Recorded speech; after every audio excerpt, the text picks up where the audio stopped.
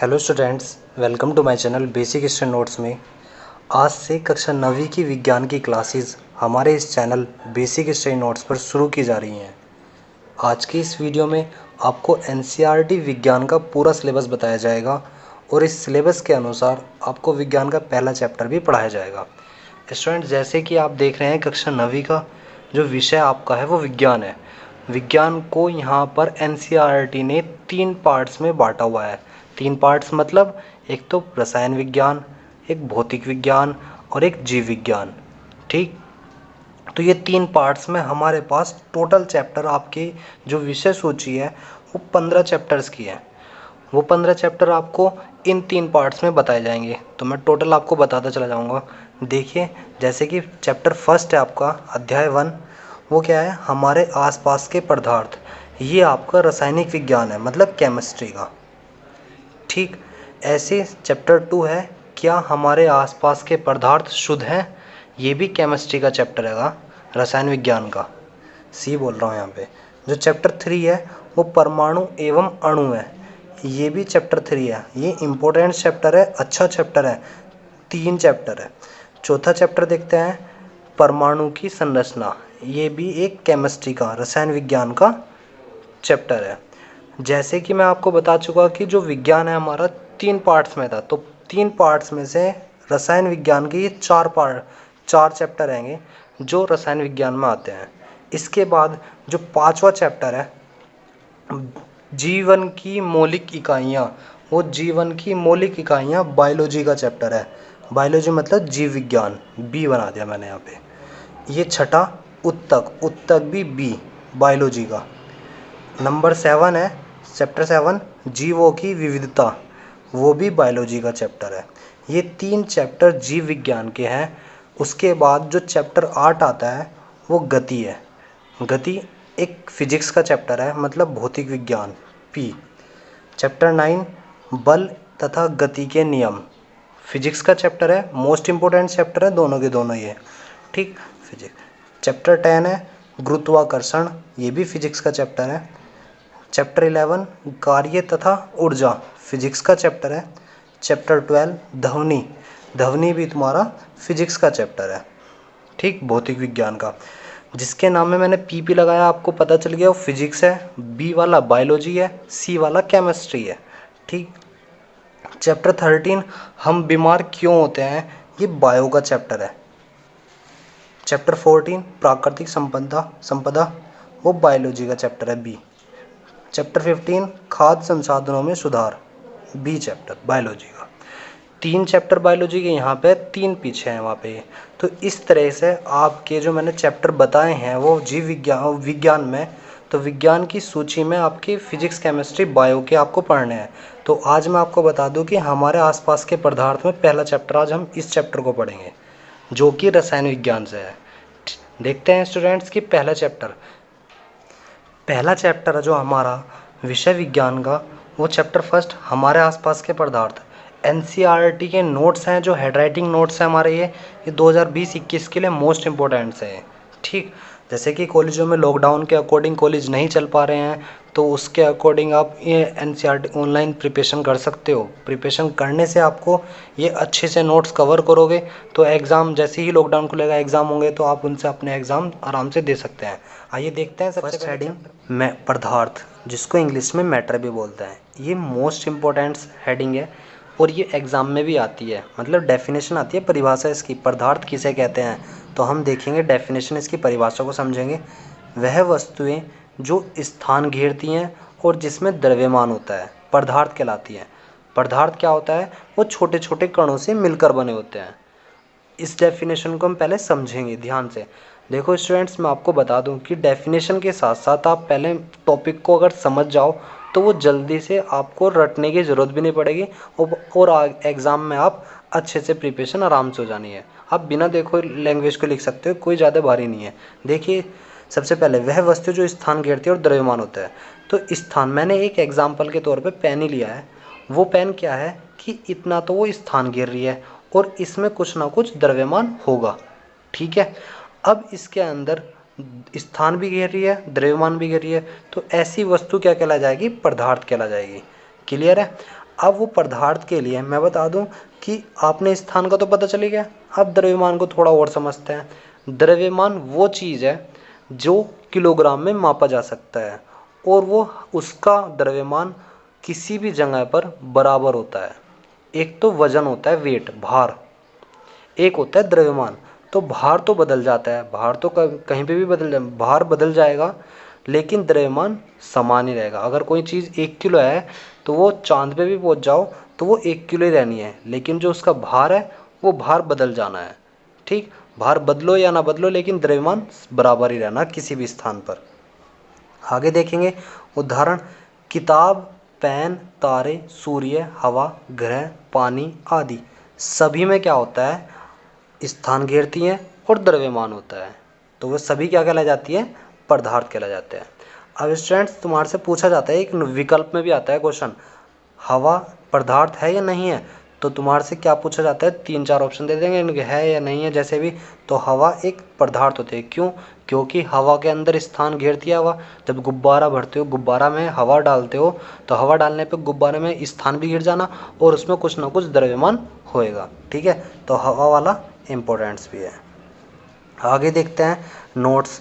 हाँ, ये नोट्स जब भी मैं लिखवाऊंगा नोट करके वो तुम्हारे लिए होंगे ताकि तुम और अच्छे से तरीके से समझ सको। ठीक है ना, वो एग्ज़ाम के लिए तो होंगे ही होंगे, लेकिन ये एग्ज़ाम में तुम्हारे लिए, माइंड के लिए ज़्यादा ज़रूरी है। देखते हैं, भारत के प्राचीन दार्शनिकों ने पदार्थ को 5 मूल तत्व कौन कौन से होते हैं, ये आप निजी लाइफ में भी पता रहना चाहिए आपको। 5 मूल तत्व होते हैं, वायु, पृथ्वी, अग्नि, जल और आकाश। ये 5 मूल तत्व होते हैं जिनको वर्गीकृत किया गया है, जिन्हें पंचतत्व भी कहा जाता है। इनके अनुसार जो प्राचीन मतलब पुराने वाले होते हैं, प्राचीन के, तो उनके अनुसार सभी व्यवस्था बनी होती है। इनसे अलावा कोई ऐसी कोई चीज़ नहीं है कि जो इनसे अलावा ना बनी हुई हो, तो सब इन्हीं से बनी हुई है। वो प्राचीन के दार्शनिकों ने कहा था, चाहे वो सजीव हो या निर्जीव।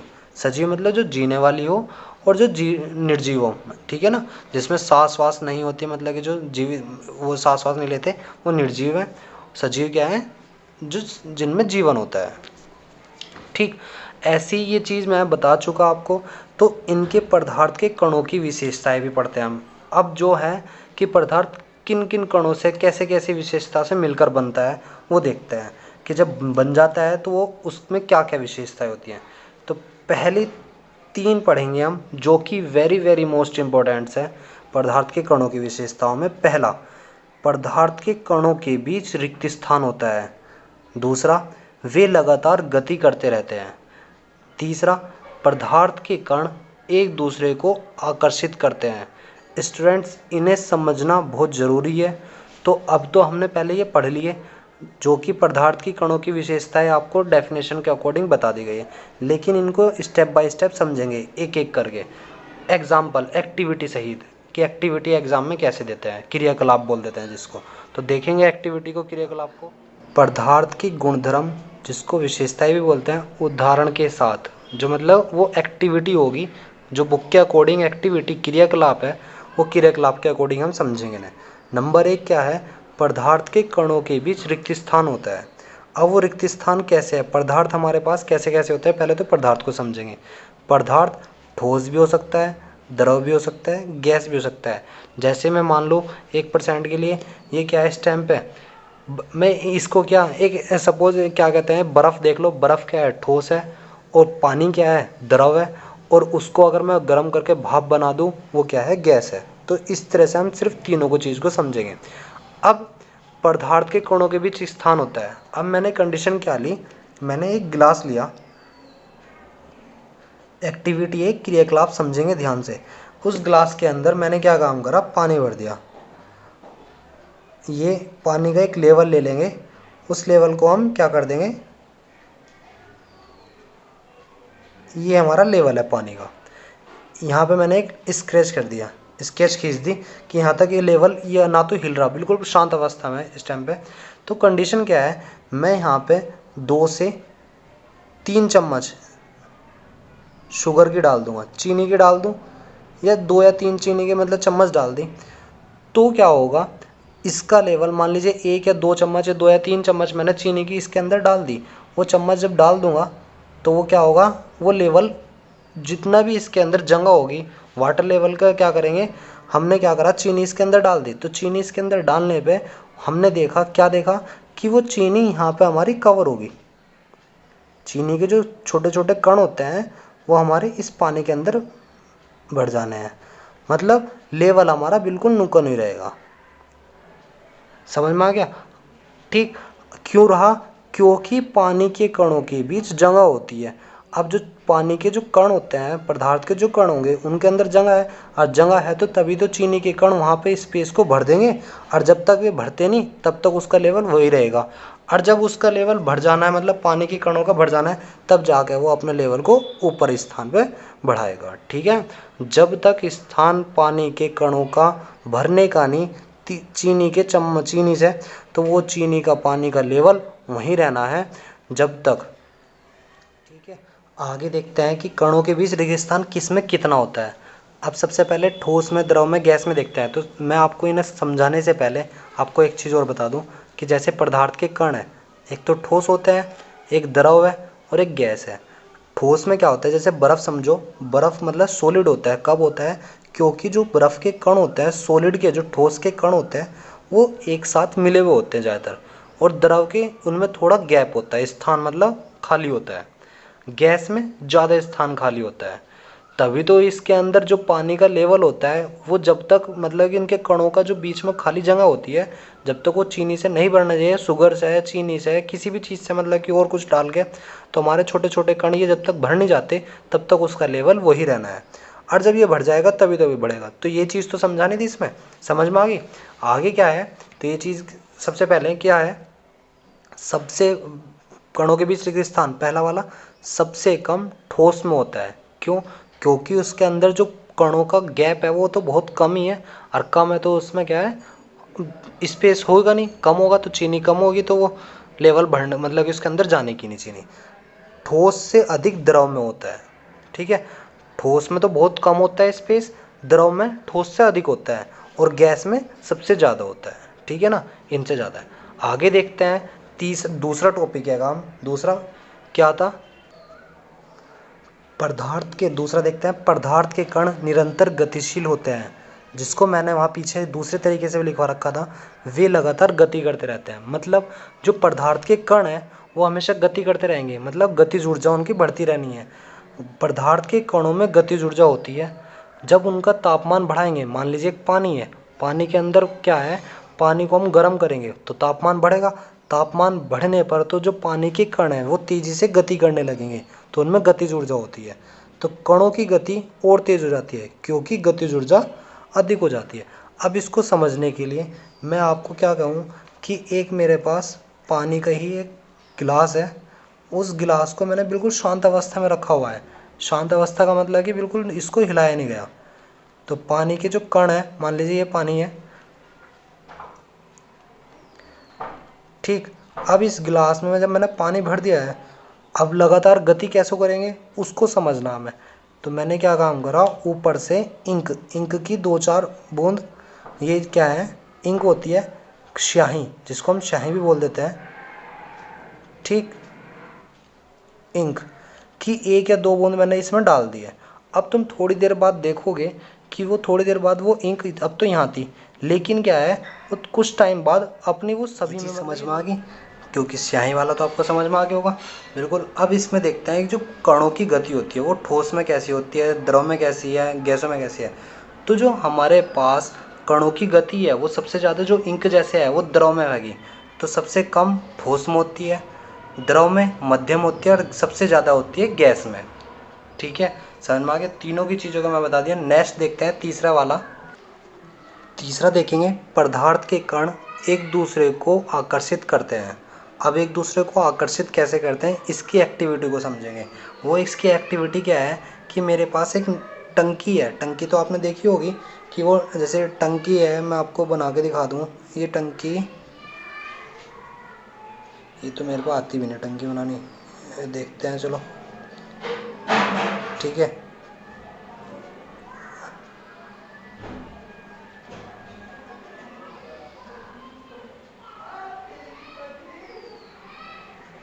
ये इसके लिए लेवल गई है। आपने टंकी बनाई, टंकी का क्या है, टंकी का जो ऑन करा है इसको, पानी आने लगा, वो पानी क्या है इसके अंदर से बहने लगा। अब आपने क्या करा, एक उंगली लगा दी यहाँ पे, एक उंगली मतलब कि ये उंगली समझ लीजिए। अब वो उंगली से क्या होगा, पानी वो इधर से भी निकलने लगेगा और इधर से भी उंगली के इसको लेकिन थोड़े टाइम बाद वो क्या होगा, पानी फिर से मिल जाना है। तो आपको क्या चीज़ महसूस हुई है कि वो कणों के सबसे बीच जो कण होते हैं, पदार्थ के कण हैं, वो एक दूसरे को आकर्षित करते हैं। कि वो क्या है, जो पदार्थ के कण है, पानी है, पानी पहले तो इधर को हुआ, कट गया, यहाँ पे उंगली आगे लगी थी वो कट गया, कटने के बाद वो फिर से बाद में एक दूसरे में फिर से मिल गए। तो पदार्थ के कण एक दूसरे को आकर्षित करते हैं, यह है द्रव में। अब मैं बात करता हूँ ठोस में सबसे अधिक होता है, ठीक, द्रवों में मध्यम होता है और सबसे कम गैसों में होता है, मतलब नगण्य भी हो सकता है, ठीक है ना। तो वो सब क्लियर है, ये तीनों टॉपिक। इसके बाद हम देखते हैं कि जो तीनों टॉपिकों को हमने समझ लिया है, तो तीनों टॉपिकों को समझने के बाद हमें पता चला था कि हमने 3 टॉपिक पदार्थ के पढ़ लिए थे। तो पदार्थ हमें पता चला था, ठोस द्रव गैसों से हमने तीनों को समझा। अब हम समझते हैं जो पदार्थ की अवस्थाएं हैं वो कितनी थी। पदार्थ की तो हमने 3 अवस्थाएं पढ़ रहे थे, लेकिन अब पदार्थ की अवस्थाएं क्लियरली पढ़ेंगे कितनी होती हैं। देखेंगे पदार्थ की अवस्थाएं। पदार्थ की अवस्थाएं ये 5 प्रकार की होती हैं: ठोस, द्रव, गैस, एक प्लाज्मा, एक बोस आइंस्टीन कंडेंसेट, ठीक है। हम इन 3 को यहाँ पे पढ़ेंगे। 2 चीज़ मैं आपको या तो नेक्स्ट चैप्टर में, क्योंकि नेक्स्ट चैप्टर में इनका यूज़ हुआ यहाँ पे इन 3 का यूज़ करेंगे। तो वो ठोस, द्रव, गैस का ही यूज़ करता आ रहा, तो इन 3 का यूज़ करेंगे। 2 मैं आपको नेक्स्ट चैप्टर में बता दूंगा। और क्या कहते हैं, आपको बता दूँ ये चैप्टर बड़ा ना हो जाए, तो इसलिए मैं इस चैप्टर को 2 पार्ट्स में, 3 पार्ट्स में लेकर चलूँगा। इसलिए आपको ये जितना एक पार्ट्स में हो जाएगा, तो आपको एक पार्ट्स में कराते चले जाएंगे। देखते हैं पदार्थ की 3 अवस्थाएं। समझा के तो आया था मैं अभी कैसे कैसी होती है ठोस, द्रव, गैस की, तो यहाँ पे भी देखेंगे। जो ठोस है और द्रव है वो गैस है, वो तीनों के कणों का मैंने बना रखा है यहाँ पे कि वो सॉलिड में तो गैप होता ही नहीं, कणों में बहुत कम होता है, बिल्कुल ही कम, ना के बराबर। इनमें क्या होता है, खाली जगह होती है थोड़ा सा, मतलब गैप ज़्यादा होता है इसके अकॉर्डिंग, ठीक। इसमें सबसे ज़्यादा होता है गैस में। तो गैस में तो क्या है, कण है वो खुले हुए होते हैं। अब मैंने क्या काम करा कि ठोस की बात करता हूँ। जैसे ठोस बर्फ़ है, अब बर्फ़ का एक टुकड़ा है, वो टुकड़ा क्या होगा, सपोज़ मैं एक एग्जांपल के तौर पे ले लूँ, वो टुकड़ा मैंने एक कटोरी में कर लिया, वो छोटा सा टुकड़ा है कटोरी में लिया। अब वो कटोरी से मैं गिलास में कर लूँ, गिलास से किसी और बर्तन में कर लूँ, रहना तो वो उसी आकार का ही, ठीक है ना। और वजन भी उसका उतने रहना, आयतन और आकृति भी वही रहनी है। तो क्लियर, आपको 3 चीज़ समझ में आ गई होगी कि ठोस क्या होगा, बर्फ़ का आकार निश्चित ही रहना है, चाहे तुम उसको किसी भी बर्तन में कर लीजिए, और जो आकृति है उसकी आकृति वही रहनी है निश्चित ही, और आयतन भी उसका निश्चित ही रहना है। 3 चीज़ आपको क्लियर समझ में आ गई होगी। अब बर्फ़ को क्या है, दबाया नहीं जा सकता, बर्फ़ का टुकड़ा है जो ठोस है, ठोस को दबाया नहीं जा सकता, तो वो एसएमपीडी होता है। और वो कैसा है, कठोर भी होता है, जिसको दृढ़ बोलते हैं। ये पांचों आपको समझ में आ गए होंगे। सेम एज इट इज़ ऐसे ही है। पानी है, पानी का जो पानी को मैंने क्या काम करा, एक गिलास में लिया, उस गिलास से क्या करा, कटोरी में ले लिया, तो आकृति चेंज होगी नहीं होगी। पहले तो गिलास की आकृति थी, अब उसको जब कटोरी में कर लिया तो कटोरी की आकृति होगी। अब कटोरी की आकृति मतलब कि उसकी आकृति निश्चित नहीं है, तो अनिश्चित आकार है, अनिश्चित आकृति है। बहाव मतलब पानी बहता है, और कम संपीड्य है मतलब कि उसको बहुत कम, जब एक बाल्टी है पानी की, तो अब मग एक लोटा टाइप होता है ना, या कुछ भी प्रेशर लगाते हो तो थोड़ा सा दबाव डालता है, और ज़्यादा दबाव डालोगे तो वो डिब्बा ढक्कन बाल्टी के अंदर चला जाना, मग का लोट, ठीक है ना। जो मग होता है वो मग क्या है, अगर ज़्यादा प्रेशराइज कर दोगे, दबा दोगे, तो वो पानी के अंदर चला जाना। थोड़ा कम ही प्रेशर लगता है तो कम संपीड्य, संपीड्य का मतलब समझ में आ गया, उसको कम दबाया जा सकता है। तीसरा क्या है, इसका लास्ट क्या है, निश्चित आयतन, मतलब कि उसका आयतन तो निश्चित रहने रहना, चाहे किसी भी कटोरी में ले लो, 50 ग्राम का तो 50 ग्राम का रहना, चाहे उसको गिलास से कटोरी में कर लो, कटोरी से किसी में भी कर लो, आयतन निश्चित रहेगा, लेकिन आकार और आकृति अनिश्चित होगी। ऐसी बात करते हैं हम गैस में। अब एक गैस है, जैसे हाइड्रोजन या नाइट्रोजन गैस है, कोई भी गैस के कण है, आप फूंक भी मारते हो, जैसे ऑक्सीजन गैस है, तो कंडीशन क्या है कि उसका आकार अनिश्चित होगा।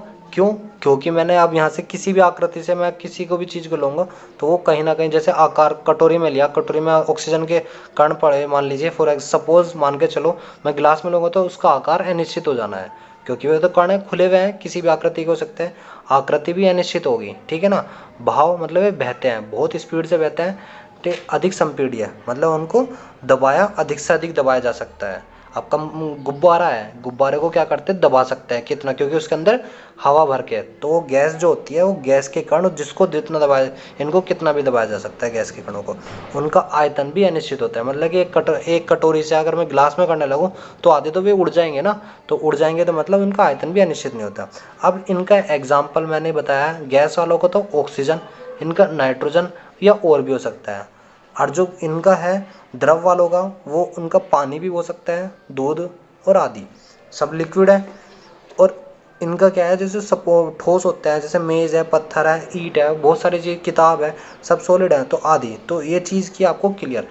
ये एक क्वेश्चन आता है यहाँ पे ठोस द्रव गैस की तुलना करने के लिए। तो आपको स्टूडेंट्स, जैसे मैंने निश्चित आकार लिख रखा ना, तो आपको एग्जाम में कैसे करना होता है, ठोस में निश्चित आकार होता है, इनमें अनिश्चित आकार होता है, इनमें अनिश्चित आकार होता है। तो आपको पूरा सेंटेंस बना के लिखना है, एग्जाम में भी अच्छे से कवर हो जाएंगे। तुलना आती है, कंपेयर, तुलना करना, संबंध भी बता सकते हो। अच्छा क्वेश्चन है, important, very very most important है। 3 एग्जाम्पल तो, उदाहरण तो मांग ही लेते हैं आपसे, 3 4 तुलना करने वाले बताने होते हैं। आगे हम जो पढ़ेंगे वो इनकी अवस्थाओं के परिवर्तन पढ़ेंगे, कि इसको इसमें परिवर्तन कैसे करना होता है, वो अवस्था परिवर्तन कैसे होता है, कि अगर बर्फ़ है मेरे पास, उस बर्फ़ को मैं द्रव में कैसे बदल सकता हूँ, किस हिसाब से, तो वो देखेंगे हम। देखिए, पदार्थ की अवस्था में परिवर्तन, वो अवस्था में परिवर्तन कैसा है, नंबर 1, ताप में बदलाव करके। अब कोई ठोस है, ठोस को ताप मतलब टेम्परेचर को मैंने और बढ़ाया, तो जब बढ़ाऊंगा मतलब उसको गर्म करूंगा, गर्म करूंगा बर्फ़ को, जब गर्म करूंगा, तापमान बढ़ाऊंगा, तो वो कैसा होगा, द्रव बन जाना है। अब द्रव का तापमान और बढ़ाऊंगा, मतलब बढ़ाना, प्लस का मतलब बढ़ाना, तो वो क्या बन जाना, गैस बन जाना है। क्लियर है। अब ठोस से द्रव, द्रव से गैस, ये चीज़ ताप में बदलाव करके तो आया। ताप में बदलाव इसी चीज़ को तो बोलते हैं, टेम्परेचर बढ़ाते जाओ और ताप में इनको अवस्था को बदलते चले जाओ। अब क्या है, मैंने अपोजिट लेके चलूँगा, उल्टा। यहाँ पे गैस लिया, गैस को मैंने ठंडा करने लगा, मतलब तापमान घटाने लगा। जब तापमान घटाने लगा मतलब ठंडा करने लगा, तो वो द्रव बन जाना है। और द्रव को मैंने और ठंडा करने लगा, तो वो क्या है, बर्फ़ बन जाना है। मतलब तापमान कम करने लगा, तापमान कम करूँगा तो ठंडा करना होता है, वो क्या बनने लगा, ठोस। तो जब वो 0 डिग्री सेंटीग्रेड पर आता है तो वो ठोस बनना स्टार्ट होता है। ठीक है। दूसरा देखते हैं हम, दाब में बदलाव। दाब में बदलाव जरा ध्यान से सुनेंगे, यहाँ पे भी है। जब ठोस है, ठोस का दाब जब हम डालेंगे ठोस पे, वो क्या होगा, हमारे पास द्रव बन जाता है। और द्रव पर जब दाब घटाएंगे, ठीक है, वो गैस बन जाना है। अब उल्टा देखते हैं कि जो गैस है, गैस पे अगर मैं दाब लगाऊंगा, वो क्या होगा, द्रव बन जाएगा। अब द्रव पे और दाब लगाऊंगा तो ठोस बन जाएगा। तो उसको समझने के लिए मैं एक एग्जांपल के तो एक्टिविटी करके दिखाता हूँ एक। तो देखते हैं एक्टिविटी को। देखिए, मेरे पास क्या है, एक पिस्टन है, मतलब एक ऐसे सिलेंडर टाइप में मैंने क्या लिया, उसके ऊपर एक पिस्टन लगा दिया। ये गैस है, गैस के कण थोड़े खुले हुए होते हैं, मतलब जिसमें गैप ज़्यादा होता है। मैंने क्या काम करा, 3 एक जैसे बर्तन ले लिए मैंने। अब उस बर्तन पे एक पे पिस्टन लगा दिया, वो दबाव डालेगा। वो दबाव क्या है, इस लेवल से वो यहाँ तक पहुँच गया। तो उस पर दबाव डाला, तो वे कण क्या हो गए, यहाँ से लेके यहाँ तक का दबाव डाल दिया। तो जब प्रेशर हुआ, वो प्रेशर कितना हो गया, यहाँ पे पहुँच गया, तो कण क्या है, पास पास आ गए। अब आपको समझ में आ रहा होगा कि जब वो कण है वो जो पास पास आ जाते हैं, तो वो क्या बन जाएगा, द्रव बन जाएगा। दबाव लगाने से, भाई हमने क्या करा, गैस गैस पे प्रेशर दबाव लगाएंगे तो द्रव बन गया, नहीं बन गया। यही चीज़ तो मैं आपको समझाना चाह रहा था, कि ये चीज़ अगर मैं पिस्टन को, मैं गैस हैगी, आपने एलपीजी देखी है, एलपीजी, एलपीजी गैस। अब एलपीजी सिलेंडर जो होता है वो उसके अंदर गैस तो बोलता है कि लिक्विड पेट्रोलियम गैस। तो लिक्विफाइड पेट्रोलियम गैस जो होती है, अब उस गैस को प्रेशराइज, दबाव डाल डाल के मतलब कि उस पर प्रेशर कितना डालते हैं, उतना डालते हैं कि उसके अंदर सिलेंडर में आ जाए। तो उस सिलेंडर में जब दबाव डालता है गैस पर, तो वो द्रव बन जाती है। तो अंदर तो द्रव होती है। और जब उसको सिलेंडर पे से, द्रव से क्या होता है, अब तुम जब गैस को चलाते हो तो उसको ऑन करते हो, तो ऑन करने पे क्या होता है, वो गैस बाहर निकलती है। वो बाहर निकलने पे फिर उसके कण ऐसे हो जाने हैं, खुल जाने, मतलब कि और ज़्यादा उसको वायुमंडल मिल जाना, तो वायुमंडल तो गैस के कण वो फिर से गैस में बदल जाती है। जब दबाव हट जाना है तो पिस्टन हट जाएगा, तो वो फिर से गैस में बदल जाते हैं। क्लियर है ना। आपने एलपीजी सिलेंडर की बात करी, एक मैं बात करता हूँ उसके अंदर भी क्या कहते हैं, तुमने देखा होगा एक लाइटर होता है, लाइटर को देखते हो, लाइटर के अंदर वो लिक्विड होता है, वो भी प्रेशराइज से भरा जाता है लिक्विड, ठीक है ना। जब उड़ता है तो गैस में उड़ता है वो भी। तो दूसरा, अगर मैं इसके पिस्टन पर और दबाव डाल दूँ, इसको इतना कर दूँ, यहाँ पे मैंने कितना प्रेशर लगा दिया और इतना प्रेशर, तो अब यहाँ से यहाँ पे चला गया, ठीक है ना। तो वो क्या बन गया, यहाँ पे इसके कण पास पास हो गए, वे और भी आगे पास पास, तो वे क्या हो गए, ठोस में बदल गए। बात आ गई समझ में कि वो दबाव से कैसे कैसे होते हैं। तो दबाव प्रेशर डाइज डालने पर वो कण पास पास आ जाएंगे तो ठोस बन जाना, इसके कण हो जाएंगे तो द्रव बन जाना। अगर तुमने क्या कंडीशन है, ये चीज़ दबाव वाली तो आपने सीख ली, दाब में बदलाव करके भी सीख लिया और ताप में बदलाव करके भी सीख लिया, ये दोनों चीज़ आ गई।